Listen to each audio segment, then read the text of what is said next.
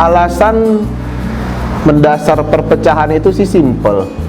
Pertama masalah komitmen, yang kedua masalah keuangan juga, yang ketiga bisnis pada saat itu masih sangat pelik ya, sangat tidak bagus bisnis pada saat itu.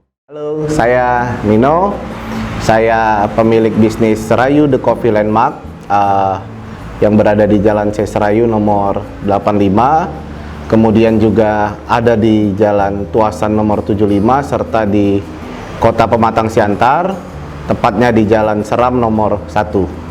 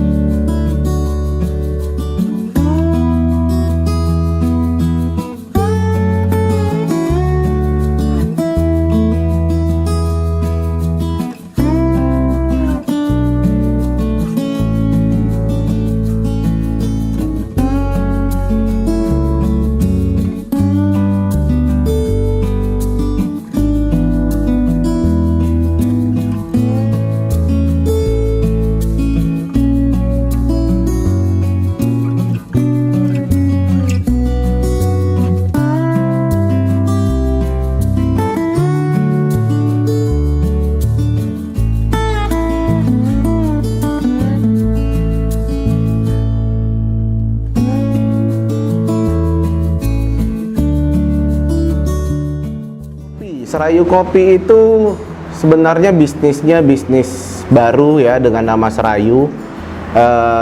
Sebelumnya namanya Ule Kareng. Kita sudah masuk ke pasar di Medan itu sejak tahun 2010.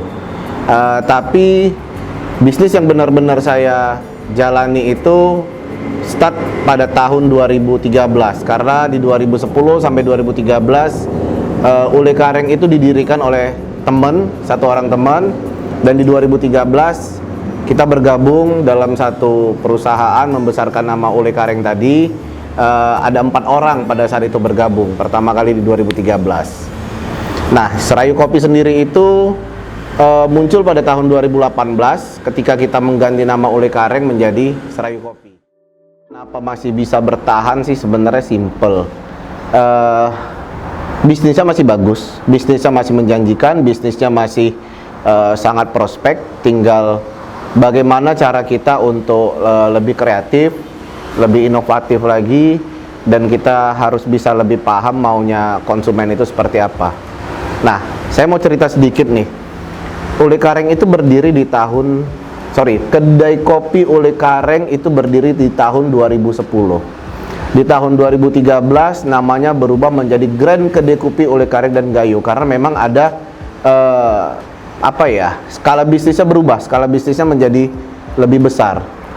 Di tahun 2013 dan 2014 kita buka hampir secara bersamaan itu ada 4 outlet di Jalan Setiabudi, di Jalan Puri, di Jalan STM, dan di daerah Gaperta Ujung.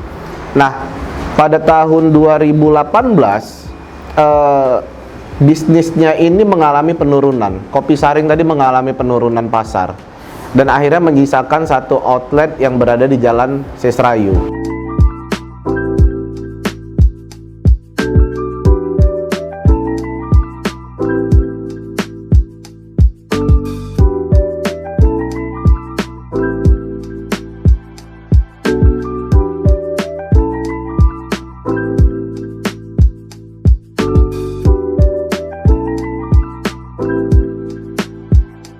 Kita mengganti Ule Kareng atau Kedai Kopi Ule Kareng menjadi Serayu Kopi itu karena memang pada saat tahun 2018 bisnis itu sudah memaksa kita untuk merubah konsep secara mendasar. Yang awalnya kita menyajikan produk itu kopi saring khas Aceh, sekarang kita menyajikan produk yang lebih modern dengan menggunakan mesin. Nah, dengan adanya perubahan bisnis tadi, pasar juga sedikit mengalami perubahan. Bukan makin sempit, tapi sebenarnya juga makin besar sih sebenarnya. Uli Karing sendiri itu mengalami beberapa kali perpecahan. Dari kita berempat menjadi bertiga, menjadi berdua, dan akhirnya tinggal sendiri.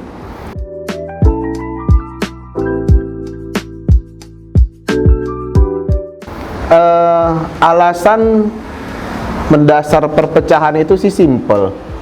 Pertama masalah komitmen, yang kedua masalah keuangan juga, yang ketiga bisnis pada saat itu masih sangat pelik ya, sangat tidak bagus bisnis pada saat itu.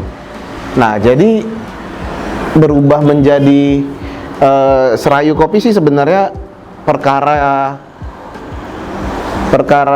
pecah kongsi sih, klasik ya. Titer Coffee Shop keren, ada yang survive, ada yang jatuh, ada yang meroket, ada yang berdarah-darah. Kalau ngelihat kompetitor sih sebenarnya seperti melihat diri sendiri sih. Kayak mana kita bisa fight, bisa berjuang untuk memenangkan pasar, mengungguli para pesaing. Nah, jadi kompetitor itu sih sebenarnya bukan pesaing sih bagi saya, tapi lebih menjadi guru, lebih menjadi pemacu untuk bisa lebih baik lagi. Sanger terenak se-Indonesia Raya, tagline yang memang kita bangun benar-benar apa ya? Kepedean enggak, cuman kita ngejual produk yang memang kita kontrol dengan benar. Selain itu, hal yang kita jaga di Serayu adalah bagaimana setiap pelanggan itu mempunyai hubungan. Pelanggan A, dia berhubungan dengan pelanggan B, berhubungan dengan pelanggan C, semua saling kenal, dan bagaimana bisnis itu bisa tumbuh di tempat ini.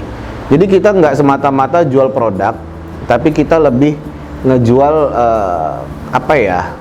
tempat orang untuk dealing bisnis, tempat orang untuk memulai bisnis, tempat orang untuk memulai pekerjaannya di sini. Nah, jadi sebelum konsep work from cafe itu populer, kita sudah mencoba memulai konsep tersebut. Dan alhamdulillah sampai hari ini salah satu alasan pelanggan masih setia datang kemari ya karena mereka dapat bekerja di sini. Mereka kenal nih temennya satu sama lain tuh seperti apa gitu loh.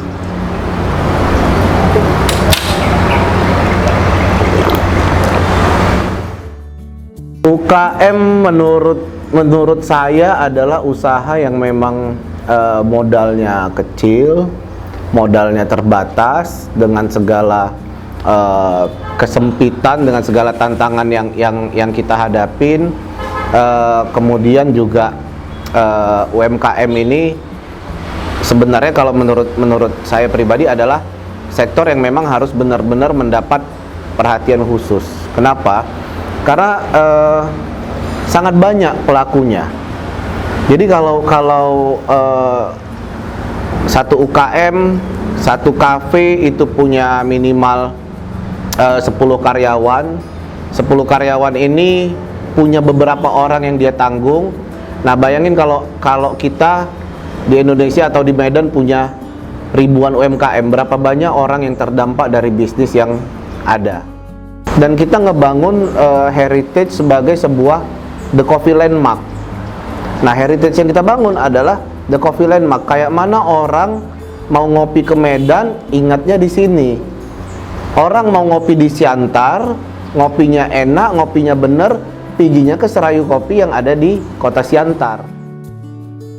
Serayu Kopi ke depan. Pertama kita kepengen iklim industri kopi itu lebih sehat, lebih fair, dan kita kepengennya ada edukasi untuk kawan-kawan yang kepengen memulai bisnis kopi.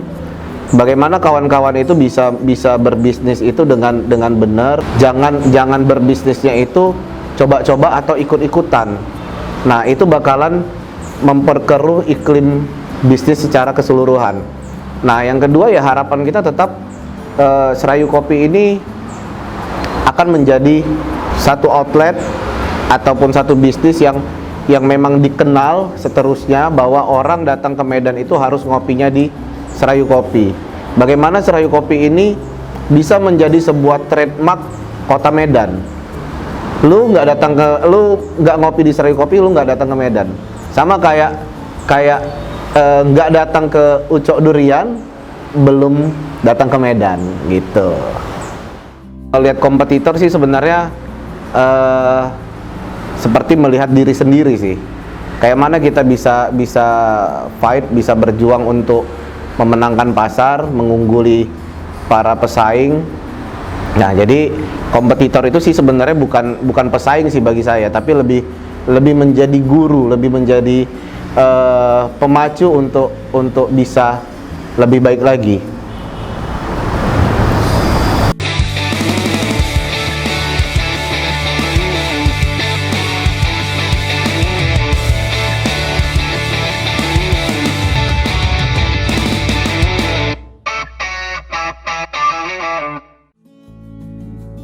Menjadi Serayu itu perkara ada dua kubu waktu itu antara aku dan partnerku. Tapi kitanya sendiri pada saat itu sudah mulai secara konsep bisnis itu nggak cocok. Aku kepengen modernisasi. Partner aku pada waktu itu kepengennya tetap mempertahankan konsep tradisional. Dan memang ketika ada dua nahkoda dalam satu kapal, ini kapal nggak akan bisa kemana-mana. Nah, jadi akhirnya kita secara dewasa memutuskan untuk stop bisnisnya si Ule Kareng, dan aku pribadi yang meneruskan Serayu Kopi. Nah, itu sih yang mendasar. Nah, ada lagi faktor lain yang menyebabkan kita mengganti nama, tapi itu off the record ya.